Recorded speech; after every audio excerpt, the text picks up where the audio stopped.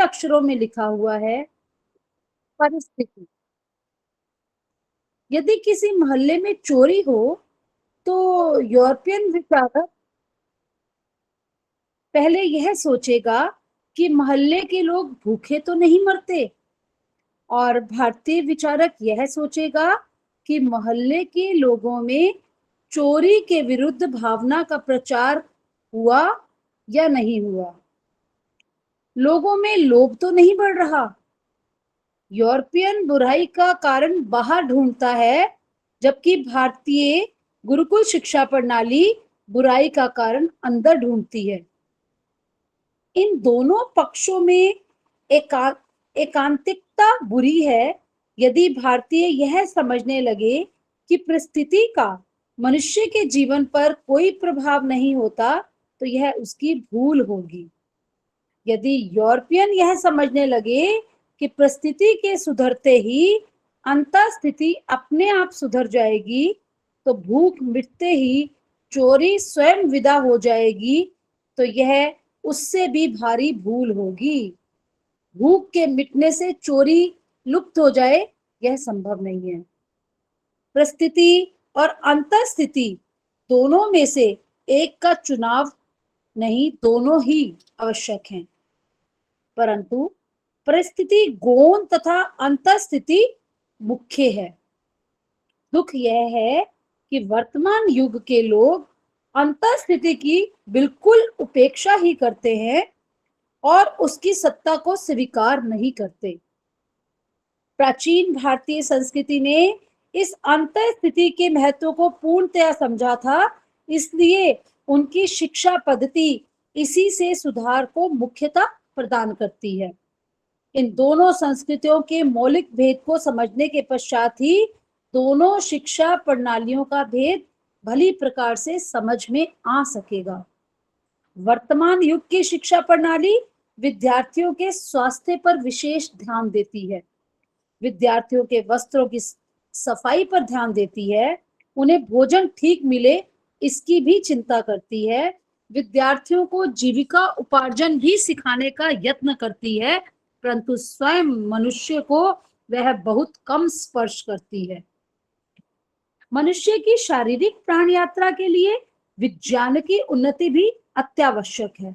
इसलिए वर्तमान शिक्षा पद्धति विद्यार्थी की विचार शक्ति को भी उत्तेजित करने का उत्तम प्रयत्न करती है, और इस अंश में उसने प्रशंसनीय सफलता प्राप्त की है, परंतु उसका मनुष्य की आंतरिक उन्नति के लिए यत्न लगभग इस सीमा पर समाप्त हो जाता है। विचार शक्ति की उन्नति भी तो मनुष्य की आंतरिक उन्नति ही है। इसलिए इस अंश तक यूरोपियन पद्धति मनुष्य की अंतः स्थिति को भी उन्नत करने का कुछ यत्न तो करती ही है, यहाँ यह मानना पड़ेगा, परंतु यह यत्न लगभग इसी सीमांत भूमि पर समाप्त भी हो जाता है। अब यह विचार करना चाहिए कि विचार शक्ति का सुधार मनुष्य की आंतरिक उन्नति का एक अंश मात्र है, तो सच पूछिए यह गौण है। मनुष्य की आंतरिक उन्नति का मुख्य अंग तो समाज हितकारी आचार है, परंतु इस आचार का वर्तमान शिक्षा प्रणाली में लगभग कोई स्थान दिखाई नहीं देता। विद्यार्थी कॉलेज अथवा पाठशाला में विचारों का परिमार्जन करता है। भिन्न भिन्न प्राध्यापक उसके गणित, इतिहास, विज्ञान और कला संबंधी विचारों की भूल दूर करके यथाशक्ति यथामति ठीक विचार उत्पन्न करने का यत्न करते हैं, परंतु उसके जीवन का मुख्य भाग तो पाठशाला अथवा कॉलेज से बाहर बीतता है। उसके जीवन का उससे भी महत्वपूर्ण भाग वह है जब वह माता के गर्भ में निवास करता है अथवा पाठशाला में जाने से पहले खेलकूद में बिताता है। हम समझते हैं कि वह समय तो बालक के खेलकूद द्वारा शिक्षा प्राप्त करने का है। हम यह भूल जाते हैं फिर वह शिक्षा क्या हो। यह तो हमें ध्यान ही नहीं आता। यदि किसी को ध्यान आया तो भी वह यह सोचेगा कि बालक डॉक्टर, सिपाही, इंजीनियर क्या बनेगा। वे सब फिर उसकी विचार शक्ति की ओर झुकते हैं, परंतु डॉक्टर अथवा इंजीनियर बनकर वह समाज के लिए किस प्रकार उपयोगी होगा, यह सिखाना हम बिल्कुल अनावश्यक समझते हैं। हम भूल जाते हैं कि डॉक्टर बनकर वह अपने कीटाणु विज्ञान अथवा औषध विज्ञान का प्रयोग समाज के सर्वनाश के लिए भी तो कर सकता है। यूरोप की सभ्यता एक बिना दूल्हे की बारात है, जिसमें सभ्यता के सब अंग हैं, केवल वहां पर सभ्य मनुष्य विद्यमान नहीं है। यह उत्पन्न करना भारतीय समाज का काम है और यह कार्य ऋषि दयानंद की शिक्षा प्रणाली द्वारा ही संभव हो सकता है। इस प्रणाली में सबसे पहली बात तो दीक्षा है। जब तक कोई बालक अभाव, अन्याय अथवा अविद्या के नाश की वैश्य, क्षत्रिय अथवा ब्राह्मण धर्म की दीक्षा ना ले ले, तब तक उसकी विद्या प्रारंभ ही नहीं होती। दूसरी बात इसमें यह है कि दीक्षा के अभ्यास के लिए पूरा अवकाश मिलता है। ऋषि दयानंद की शिक्षा प्रणाली में अपनी दीक्षा अनुसार आचरण करने के लिए इसलिए भी समय मिलता है क्योंकि इसमें एक ही विषय को पढ़ना होता है। पहले बालक व्याकरण पढ़ते हैं और व्याकरण के मुख्य कारण मुख्यतः जो व्याकरण पढ़ते हैं, अन्य विषय केवल उनके मनोरंजनार्थ रखे जाते हैं। इससे विद्यार्थी को गुरु सेवा रूप तप के लिए, सत्संग के लिए, व्यायाम द्वारा शारीरिक विकास के लिए पूरा अवकाश मिलता है। इस प्रकार जहां प्रचलित शिक्षा प्रणाली में, जिसे योग पद्य प्रणाली कह सकते हैं, केवल मस्तिष्क का विकास होता है, वहां ऋषि की शिक्षा प्रणाली में, जिसे हम अनुपूर्वी प्रणाली कह सकते हैं, मनुष्य की मनुष्यता का सर्वांगीण विकास होता है। एक बात अवश्य है जिसके ना समझने से आज तक ऋषि की शिक्षा प्रणाली के साथ अन्याय होता रहा है। ऋषि ने सत्यार्थ प्रकाश के तीसरे समोल्लास में 2 शिक्षा प्रणाली दी हैं। वो जो 2 शिक्षा प्रणाली लिखी गई हैं, उनमें एक न्यूनतम है और एक अधिकतम है। अधिकतम शिक्षा प्रणाली से सभी परिचित हैं क्योंकि वह पूरे विस्तार से लिखी गई है, किंतु न्यूनतम से सब लोग परिचित नहीं हैं क्योंकि वह एक कोने में पड़ी है। न्यूनतम शिक्षा प्रणाली के विषय में ऋषि लिखते हैं कि वैसे ही पुरुषों को व्याकरण, धर्म और एक व्यवहार की विद्या न्यून से न्यून अवश्य सीखनी चाहिए। यदि सब विद्यार्थियों के लिए एक ही शिक्षा पद्धति होती तो चारों वेदों की पाठ विधि लिखकर वह यह ना लिखते कि चाहे तो चारों, नहीं तो 3, 2 या फिर एक वेद अवश्य पढ़ें। फिर न्यूनतम के विषय में एक बात और ध्यान देने योग्य है। इस प्रकरण में ऋषि ने व्याकरण, वेद और व्यवहार की विद्या ना लिखकर व्याकरण, धर्म और एक व्यवहार की विद्या लिखी है। इससे स्पष्ट है कि न्यूनतम में वेद का उतना ही अभ्यास करना होगा जितना धर्म, अधर्म, कर्तव्य, अकर्तव्य या नित्य कर्म और जीवनचर्या के लिए आवश्यक है। फिर स्पष्ट है कि उन्हें व्याकरण भी इसी दृष्टि से पढ़ाना होगा। इस प्रणाली का सबसे बड़ा लाभ त्वष्टा पूजा है। वेद में इंडिविजुअलिटी को त्वष्टा देवता के नाम से पुकारा गया है। वर्तमान साम्यवादी शिक्षा प्रणाली में यह देवता बुरी तरह से रोंदा जाता है। भगवान ने किसी विद्यार्थी को गणित विद्या का कौशल दिया है, एक्सक्यूज मी, किसी को व्याकरण का, किंतु इसमें वे सब एक ही चक्की में पीसे जाते हैं।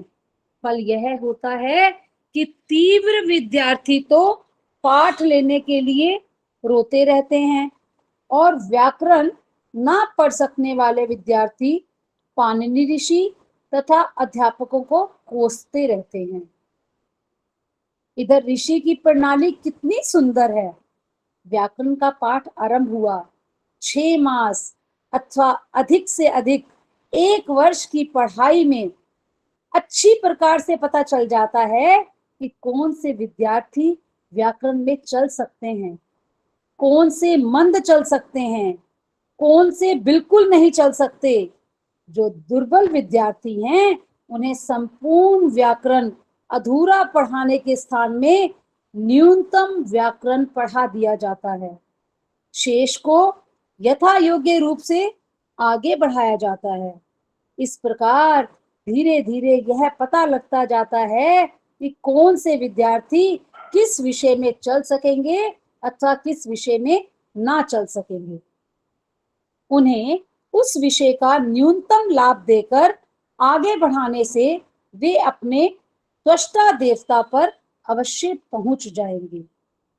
फिर उनके स्वाभाविक विषय को उन्हें पूरा समय देकर पढ़ाया जाए, जिससे उनके अपने मनोनीत विषय को पूर्ण मनोयोग से 10 या 12 वर्ष तक पढ़कर वे उसमें पारंगत हो सके। इधर इस योग पद्धति शिक्षा प्रणाली में तो सब के सब ही कुकट मिश्र तैयार होते जाते हैं, जिनके लिए कहा है गुरुर गिरहा पंच दिनान्य धित्ते वेदांत शास्त्राणि दिनत्रयंच अमी समाघ्रात वितर्कवादः समागतः कुकुट मिश्रपादः। इस प्रकार इस आनुपूर्वी प्रणाली में परिप्रेक्षण द्वारा विद्यार्थी अपने त्वष्टा देवता पर आ जाता है और उसके एकाग्र अध्ययन से उसके त्वष्टा का पूर्ण विकास होकर वह इंद्र की भेंट होता है। इस शिक्षा प्रणाली के विरोधी इसके विरोध में 3 युक्तियां देते हैं।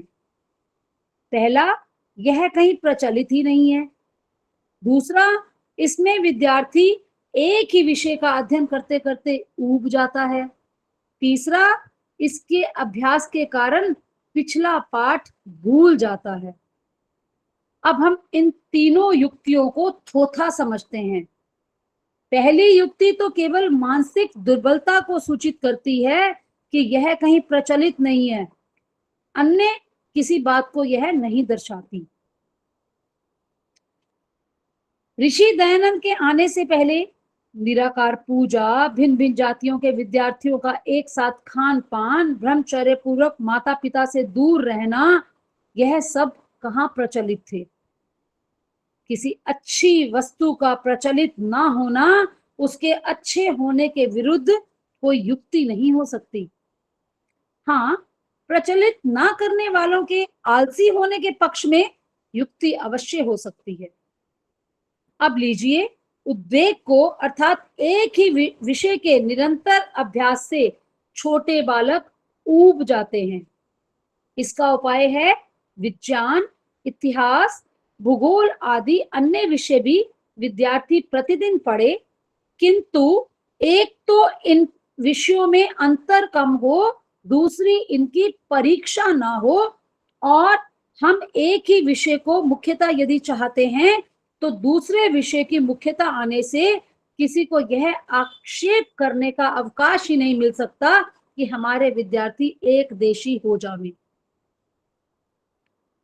और इस प्रकार जो तीसरा प्रश्न है, तीसरी जो युक्ति दी है कि इसके अभ्यास के कारण पिछला पाठ भूल जाते हैं, वह भी स्वयं ही खंडित होती है।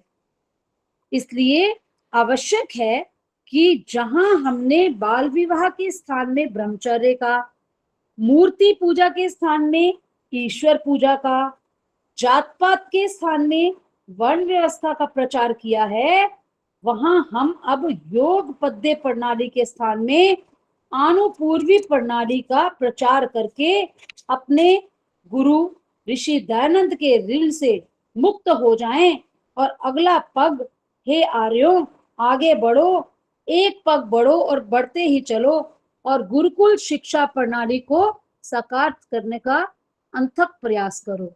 इसी के साथ मैं अपनी वाणी को विराम देती हूँ। आचार्य श्री से विनम्र निवेदन है, जहाँ कहीं त्रुटि हो वहां मार्गदर्शन करेंगे। धन्यवाद जी। बहुत बहुत धन्यवाद आदरणीय बहन शिवानी जी। आपने गुरुकुल शिक्षा प्रणाली के विषय में आज बात रखी और हम सब ने, सभी भाई बहनों ने ध्यान से इन सब बातों को सुना। इसके लिए, विषय को प्रस्तुत करने के लिए बहुत बहुत धन्यवाद। गुरुकुल शिक्षा प्रणाली वास्तव में चर्चा का विषय बनना चाहिए और चर्चा का विषय बनाना ये अपने लोगों के हाथ में है। तो उस पर हम स्वाध्याय करें उस विषय पे, और समाज में भी इसको हम जब जब भी हमें अवसर मिले तो इसको चर्चा का विषय बनाएं। ये विषय जब समाज में चर्चा का विषय बनेगा तो निश्चित रूप से समाधान के रूप में प्रस्तुत होगा। जैसा कि बहन शिवानी जी ने बात रखी कि आज की जो शिक्षा प्रणाली है वो विचार शक्ति को उत्तेजित करती है, लेकिन उसमें कमी भी है, ये भी बताया। वास्तव में जो विचार शक्ति का प्रयोग है, विचार शक्ति का सही सही प्रयोग वह जो है वह यथार्थ की छाया में ही हो सकता है।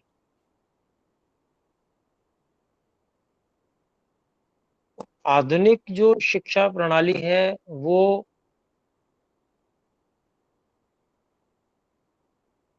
जो तत्व ज्ञान है, यथार्थ है, वास्तविक ज्ञान है, सच्चाई है, वास्तविकता है, उसमें बहुत पिछड़ा हुआ आज की शिक्षा प्रणाली वर्तमान की है। क्योंकि ईश्वर विषय तो वहां पर है ही नहीं। चेतन आत्मा विषय भी न के बराबर है। शरीर को ही अपना स्वरूप समझना, मानना, यहाँ तक ये अटका हुआ है। और जहां तक बात आती है भौतिक वस्तुओं की, पदार्थों की, तो उनके विषय में कुछ गहराई में अवश्य गए हैं, परंतु उनका भी यथार्थ ज्ञान पूरी तरह से नहीं है, जिसके कारण से वस्तुओं का, पदार्थों का दुरुपयोग हो रहा है। तो ये सब चीजें सामने आनी चाहिए। उस दुरुपयोग का दुष्परिणाम ये होता है कि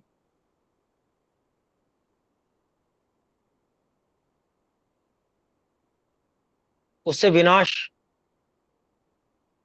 करने के लिए जो विनाशकारी, विनाश में रुचि रखने वाले लोग हैं, वे लोग उनका उपयोग उल्टे ढंग से करते हैं। इतना ही नहीं, बल्कि जो लोग विनाश के लिए नहीं बल्कि सदुपयोग के लिए किसी वस्तु का उपयोग करना चाहते हैं या उसको, उसका ज्ञान करना चाहते हैं, वे लोग भी कहीं ना कहीं जाकर विनाश की पंक्ति में ही खड़े हो जाते हैं, किसी और रूप में। तो ये जो है आधुनिक शिक्षा प्रणाली की बहुत बड़ी कमी है। कुछ ना कुछ अच्छा तो होगा ही, बिना कुछ अच्छा हुए कोई शिक्षा प्रणाली कैसे हो सकती है। और उसी के कारण से जो कुछ भी थोड़ा बहुत चल पा रहा है वो चल पा रहा है, बहुत सारे दोषों के साथ में, बहुत सारी समस्याओं के साथ में। और वो समस्याएं कम होने का नाम नहीं ले रही, बढ़ती ही चली जा रही हैं। तो जो सदा हुआ विकल्प है वह अपनी आर्ष विद्या, वेदों की विद्या सहित गुरुकुल शिक्षा प्रणाली वही एकमात्र सभी समस्याओं के समाधान के रूप में है, और इसको हमको प्रचारित भी करना चाहिए, बात भी करनी चाहिए, चर्चा का विषय बनाने का प्रयास करना चाहिए। समाज में ये चर्चा का विषय बने, उसके लिए हम क्या क्या कर सकते हैं? उसके लिए हम लेख लिख सकते हैं, उसके लिए हम सोशल मीडिया पे एक्टिव हो सकते हैं, पोस्ट डाल सकते हैं, समस्याएं रखें, समस्याओं के समाधान रखें, समाधानों में से जो सर्वश्रेष्ठ समाधान है उसको गुरुकुल शिक्षा प्रणाली को रखें। तो जब हम बहुत बार किसी बात को रखते हैं सारे समाज के सामने, तो वो विषय बन जाता है, और उसके लिए पुरुषार्थ करना होता है। बैठे बैठे खाली हाँ जी ठीक है, हम मानते तो हैं पर हम कर कुछ नहीं सकते, उससे कुछ नहीं होने वाला है। तो उसके लिए जो पुरुषार्थ अपेक्षित है और समाज में योगदान जो सबका अपेक्षित है, वो करना ही पड़ेगा अपने सब लोगों को। तो मैं उसी के लिए आप सबसे निवेदन भी करता हूँ। ये चर्चा का कार्यक्रम भी इसीलिए हमने रखा है कि यहाँ तो हम कुछ लोग चर्चा करते हैं, परंतु ये चर्चा हम तक सीमित न रहे, ये चर्चा आगे चर्चा का विषय बन जाए, ये होना चाहिए। और उसके लिए हमने आरंभ में विचार किया था कि केवल राष्ट्रीय चर्चा ना हो, तो क्षेत्र स्तर पे चर्चा हो, प्रदेश स्तर पे चर्चा हो, मंडल स्तर पे चर्चा हो, जिला स्तर पे चर्चा हो, नगर स्तर पे चर्चा हो। अर्थात जहां पर हम कहीं सब एक साथ आकर नहीं मिल सकते हैं एक स्थान पर, वहां वहां सब ऑनलाइन चर्चाएं हों। और जहां हम एक साथ आकर मिल सकते हैं, जैसे मोहल्ला स्तर पे पहुंच गए, तो मोहल्ले में हम मिल सकते हैं, तो वहां पर समय तय हो और सब लोग एक जगह पे आए, मिले, चर्चा करें। तो उससे बहुत बड़ा प्रभाव पड़ेगा, विषय बनेगा समाज का, और वो दृष्टि में आएगा सभी के, और उसी से कार्य आगे बढ़ेगा। तो आप सभी का धन्यवाद करते हुए, पुनः बहन शिवानी जी का भी धन्यवाद करते हुए, इस सभा को विराम की ओर ले चलते हैं। तो आइए मिलकर हम सब परमात्मा के मुख्य निज नाम ओम का एक बार उच्चारण करें। ओम।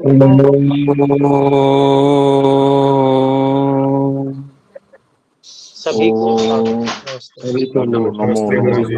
सादर नमस्ते आचार्य जी, सभी भाई बहनों को नमस्ते जी।